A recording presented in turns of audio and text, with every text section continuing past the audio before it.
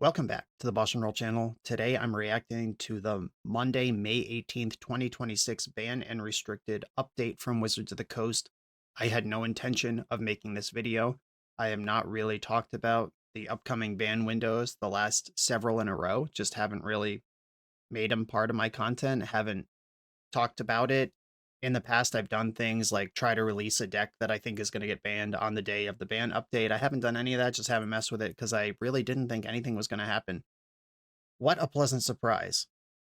I'm going to talk through all the formats, and a lot of people are here for Legacy for me, and we will get there, but I'm going to talk through them in order. I do actually have a lot of thoughts and opinions about Standard right now because I recently had to prep for it for the Pro Tour, and then before that, the regional championship that queued me for that Pro Tour, and I'm playing another regional championship in a couple weeks, so I'm actually pretty locked in on Standard right now. Pioneer, Corey Steelcutter is banned, sure. Modern, big changes. And this goes in the pattern of Wizards of the Coast really mixing up Modern before a Modern Pro Tour. Flage banned, Lotus Field banned, Violent Outburst unbanned, Umezawa's Jitte, aka Raph's Jitte apparently, unbanned. We'll get into details on those in the articles. Undercity Informer banned in Legacy. Holy moly, they actually did something. You love to see it. And no changes to Vintage. Fully expected that. First, Standard. I'm not going to read the whole article here. You could do that on your own time. But my thoughts about Standard is that it doesn't feel like Standard.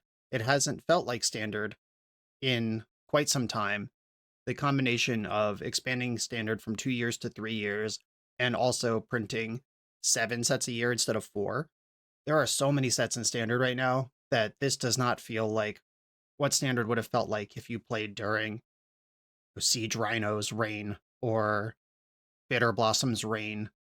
I don't know if either of those cards would get played in Standard right now, and both were like pretty oppressive in their time. We are in a different world here.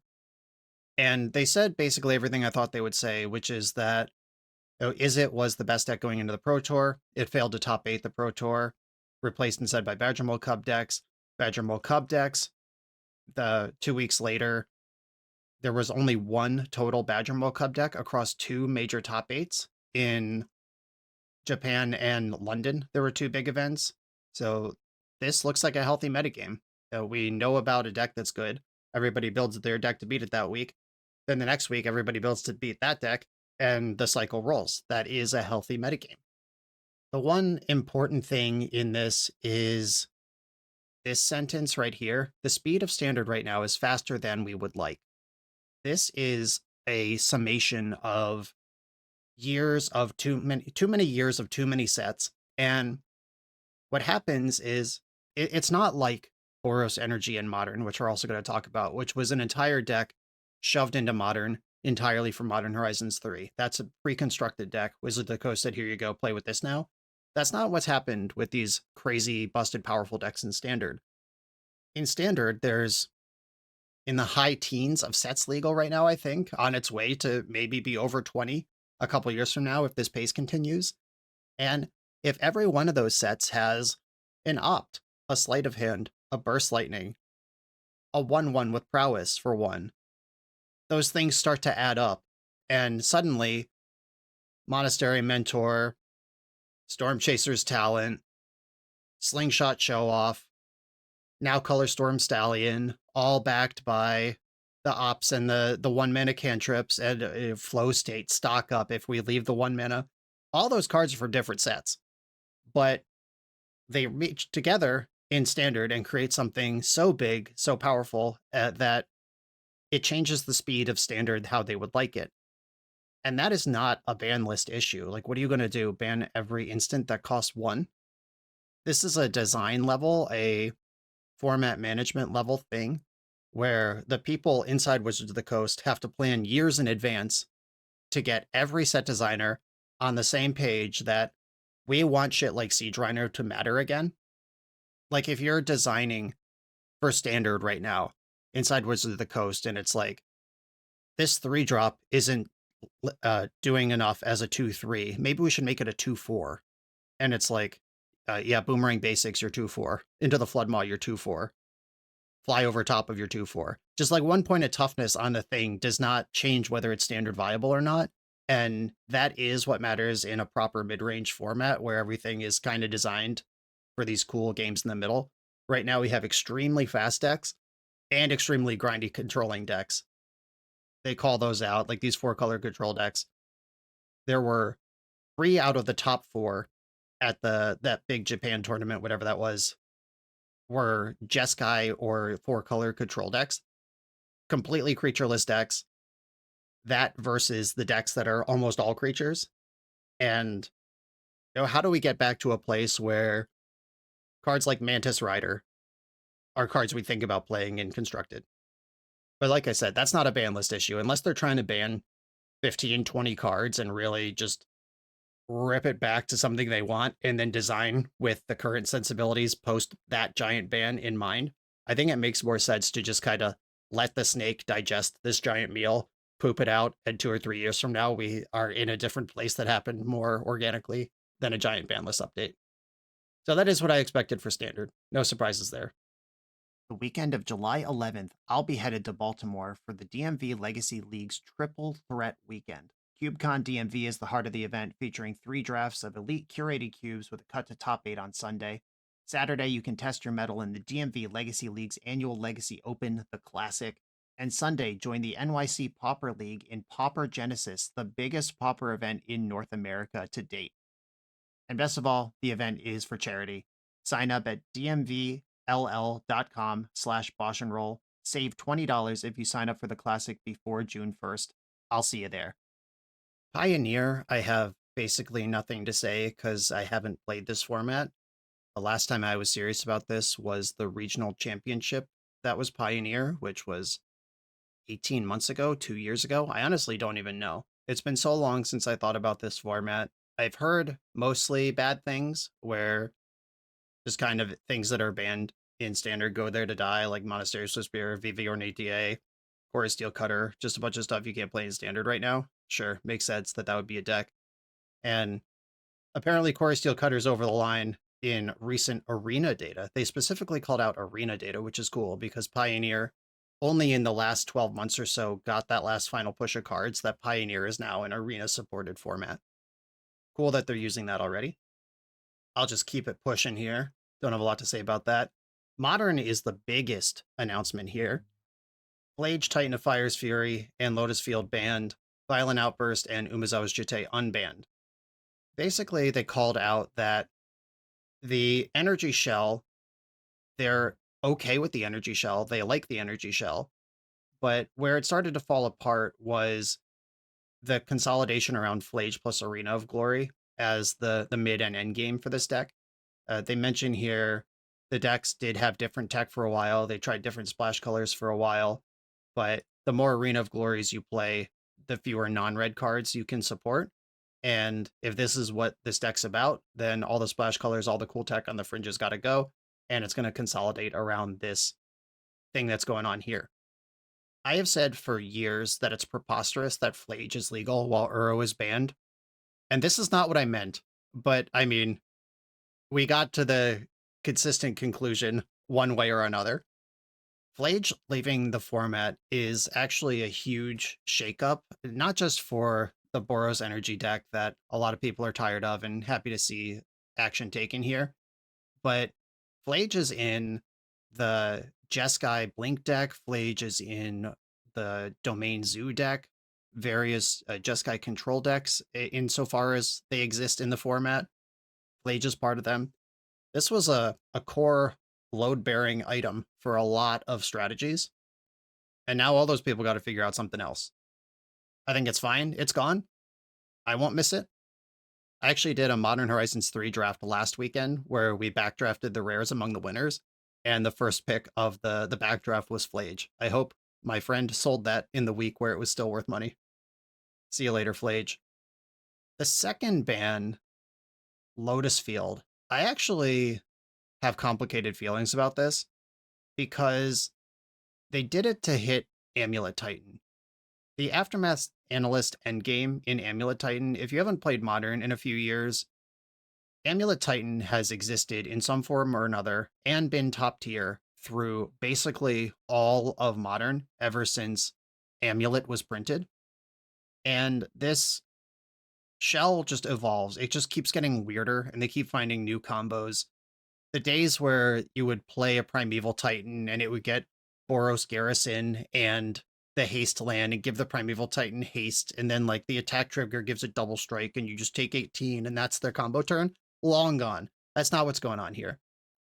Aftermath Analyst. When it enters mill 3 cards, pay 4, sack this creature, return all lands from your graveyard to the battlefield tapped. Aftermath Analyst, with a stocked graveyard, returns Shifting Woodland and 2 copies of Lotus Field. The Lotus Fields float mana, then sacrifice themselves to themselves so they're not in play anymore. Then Shifting Woodland can copy Aftermath Analyst in your graveyard, sacrifice itself as Aftermath Analyst, then return itself as Aftermath Analyst, and then you just do that, which creates infinite mana and infinite access to all your lands. Mirror Pool, once that gets in the loop, now you have infinite Primeval Titans or infinite whatever you want. There's usually an Otawara and Beseiju in the list as well, where you can, while you're looping this, bounce all of your opponent's permanents and blow up all their lands, and then you just pass the turn and they have nothing and you have infinite Primeval Titans. It comes together very quickly. It's hard to interact with. I understand why taking this loop out of Amulet Titan would make sense if your goal is to protect Amulet Titan, which it is. This set of paragraphs here basically says Amulet Titan is a pillar of the format. It's been around forever. We like that it exists. We don't like that this version of it exists. And to remove this version, they banned Lotus Field. I think that's kind of tough. Like I've been saying for years and years, when people bring up the idea of banning Thassa's Oracle to kill Oops All spells in Legacy, my counter argument to that is banning that would not kill Oops All spells. They would just win with Lotleth Giant or some other thing. And that would incidentally hurt Doomsday and Cephalid Breakfast and other decks that are kind of cool that win with Thassa's Oracle. And although it's pretty fringe at this point, Lotus Field combo is a whole deck by itself. And I know there are people who like it, like my podcast co-host Bryant Cook. That is his modern main deck, or was. Get fucked, Bryant, I guess. Amulet Titan killed you. I don't know that Lotus Field was the solution here. Like, is banning Aftermath Analyst better? Because then we get to keep Lotus Field combo, which is its own unique, interesting deck existing in the format, if we wanted to do this or this. And the article does call out they could ban Amulet of Vigor or Primeval Titan and kill the deck dead, but they actively don't want to do that. But I personally, I think the cost is really high here on some people who are doing other cool stuff on the fringes by taking out Lotus Field. And they don't even mention in the article that Lotus Field combo is a deck. There's not like a little blurb that's like, you know, sorry to the 3 Lotus Field combo players left in the world, but we felt this was right. It's just not mentioned at all. Kind of a tough beat. But I do agree that Amulet Titan should take a little bit of a hit. That deck has been pretty egregious for a while, and this loop is so tedious. And it's one of the things, it's kind of like Nadu in that executing this combo online is so miserable that the data is probably massively skewed, at least the online data against the paper data. Like the modern Pro Tour, we had Amulet Titan crushing that. It didn't win, but it did extremely well. Every time good players show up in paper, they're frequently on Amulet Titan, but those results aren't necessarily showing online, though it is also popular online, and those are just the people willing to thug it out and do all those clicks online. It's tough. But I'm glad it's taken. I'm glad they did something with it. I just wish they hit Aftermath Analyst instead of Lotus Field for the people who are affected on the fringes.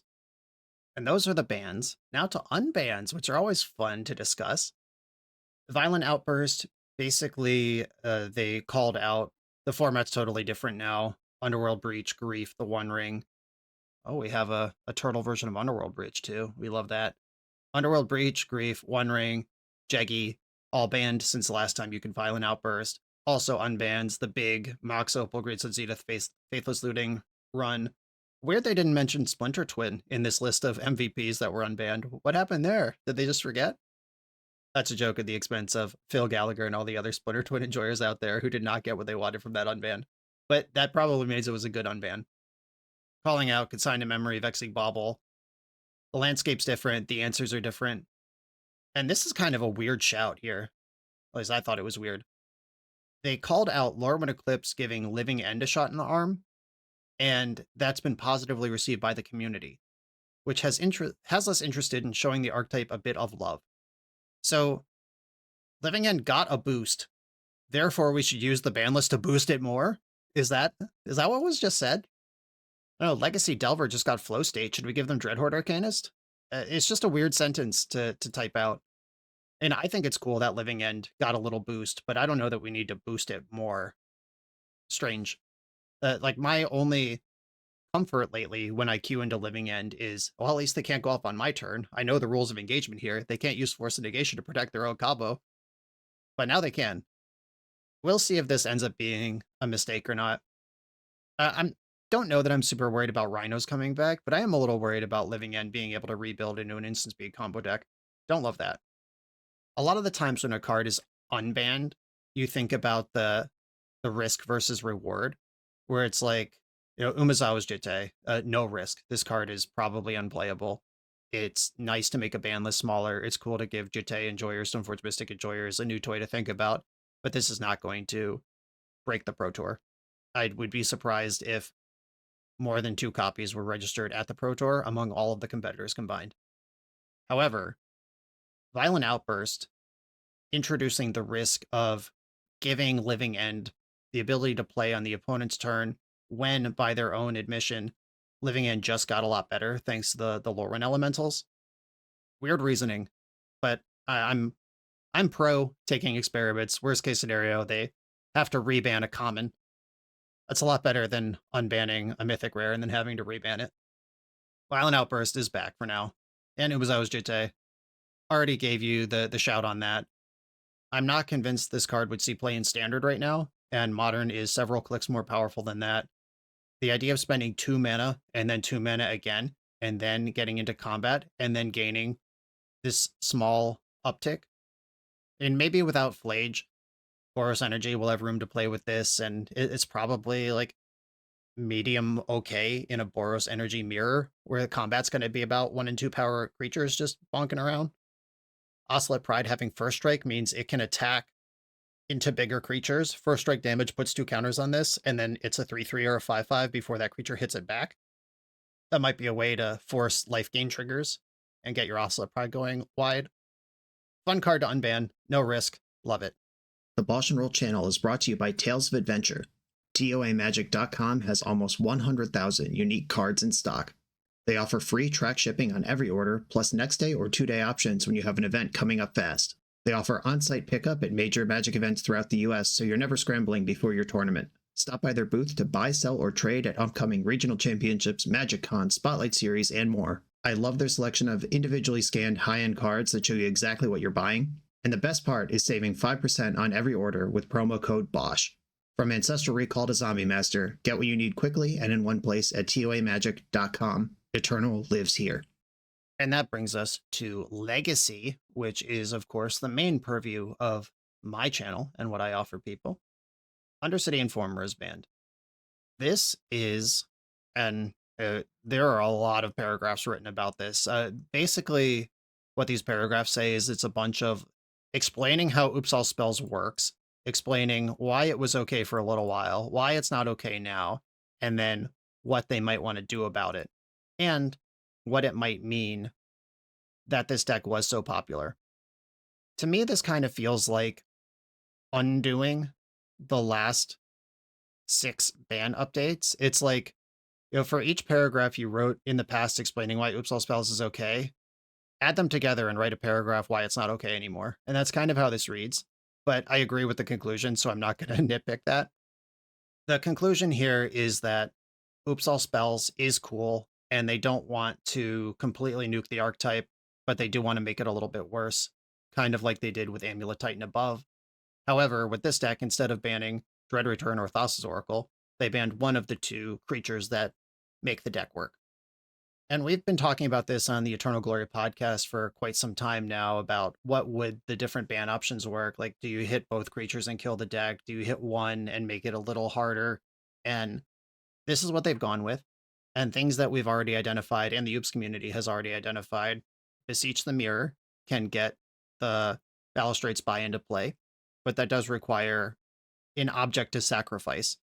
A lot of the times right now, Oops All Spells is winning with like Land, Dark Ritual, Pitch a Spirit Guide, and there's no Chrome Mox or Lotus Petal. There's no material sitting around that you could bargain the Beseech for. That does add a significant hurdle. There's also Lively Dirge, which for 5 mana searches your deck for a creature, puts it in the graveyard, and then you can reanimate creatures whose total mana value is 4 or less, which for 5 mana you can get and then put into play Balustrade Spy. But 5 mana is more than 4. And a lot of times, Oops is operating on that thin margin. A lot of times they keep hands with 3 mana, and the deck being about 50% mana, they just bet that, in the range of how quickly I'm likely to draw the 4th mana versus going 1 card less here, that is part of the keepable range of Oops All Spells hands. And if they have to get to 5 instead of 4, that's now, I don't need to just top deck a Petal or a Spirit Guide. Now I need a Dark Ritual to make this hand work. Major hurdle. We've also talked on Eternal Glory podcast about the card Consign to Memory when playing against Oops All Spells. It's one of the strongest weapons against a Thassa's Oracle, or an artifact like Goblin Charbelcher, or a triggered ability like Balustrade Spy. However, it rarely lines up versus Undercity Informer unless you have enough mana to replicate it and stop all their Narcomoebas from coming back into play. And even that might not be enough if they have Poxwalkers in their deck as well, and the ability to flashback Memory's Journey to start the chain.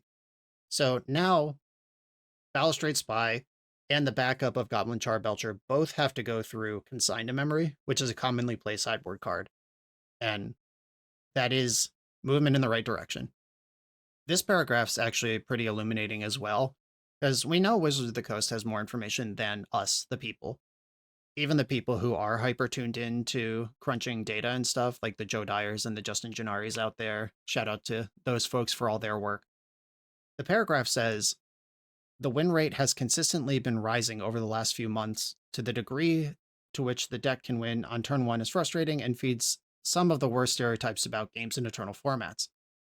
And in the Eternal Glory podcast that we just released 4 days ago now, last Friday, we said it's probably not time to take action on Oops, unfortunately, even though we still hate it, because the win rate is going down. Like play rate and win rate both have dropped from what we, the public, can consume or what we can glean from online data. But here's a paragraph saying it's going up. So they either have things that we don't have, or they wrote this article 3 weeks ago and things have changed since then. But whatever the reason, I'm stoked to see it go.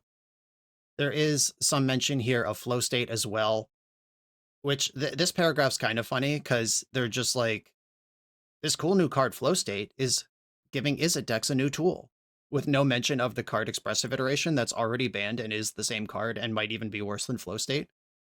And I know they know that, so they must have intentionally not called out an already banned card as similar to this card that they're excited to see getting played in Legacy. That's just interesting, keeping an eye on that.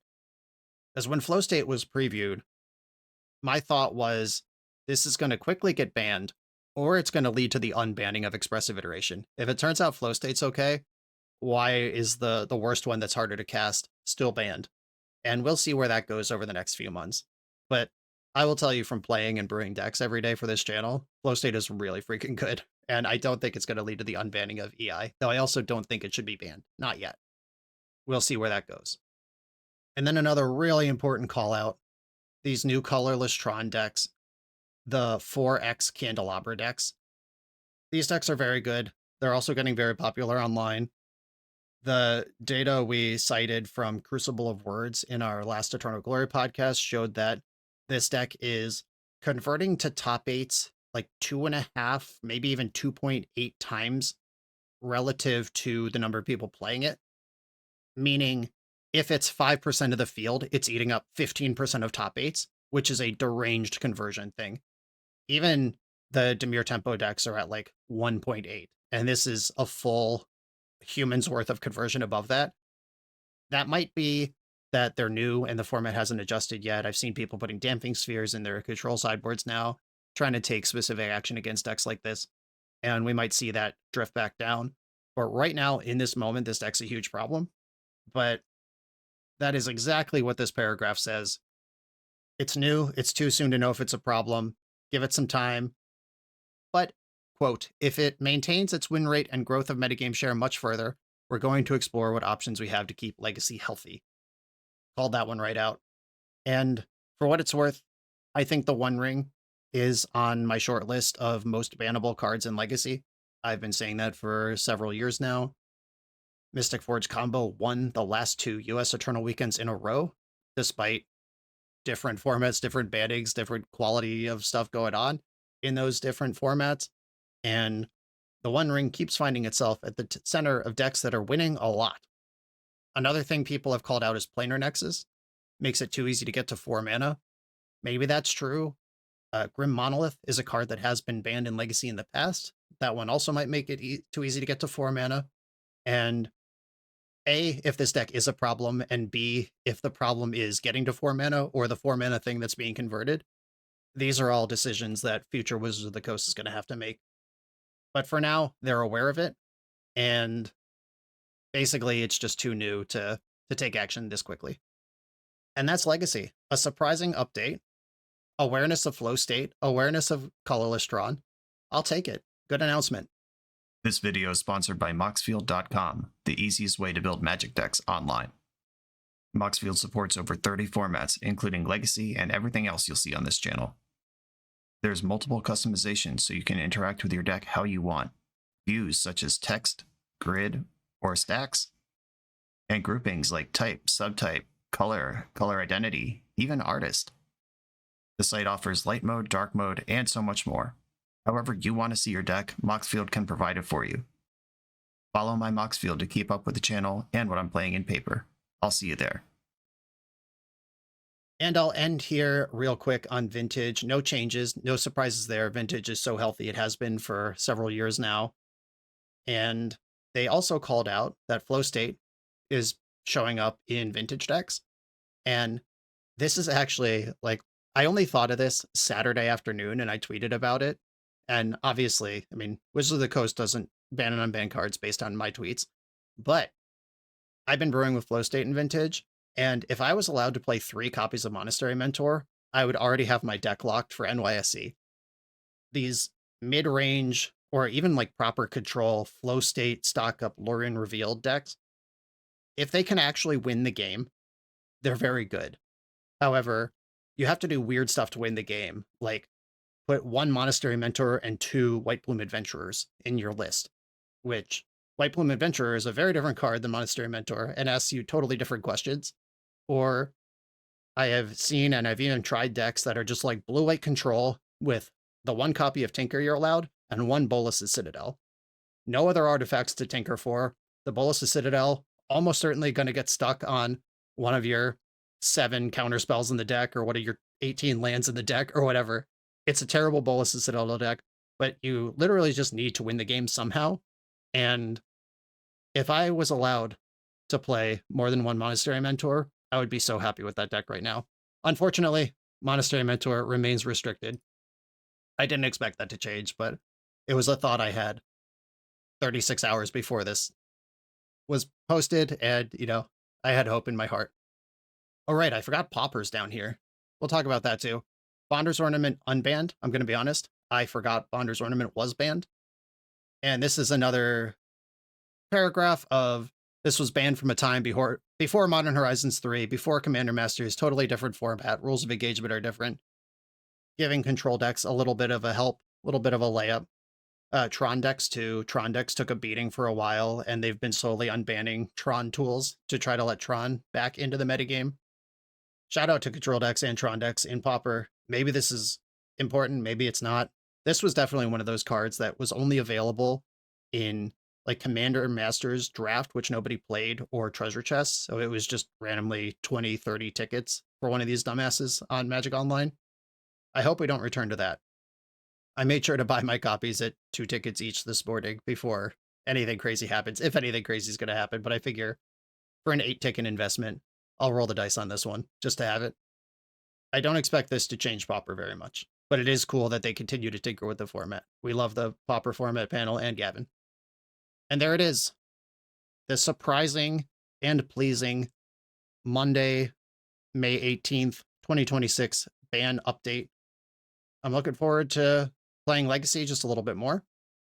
Modern, pretty exciting. I'll keep an eye on that for the Pro Tour. But right now, my eyes are on Standard, and I was waiting to really dig in on Regional Championship DC that's coming up in a couple weeks before today, just to make sure Storm Chaser's talent didn't take a bath, or Llanowar Elves, some of the things people have been kicking around. And they didn't. Now I'm ready to focus on that. Everyone, thanks for watching. Be sure to like, comment, subscribe. Check out the Patreon to support the channel. I'll see you next time.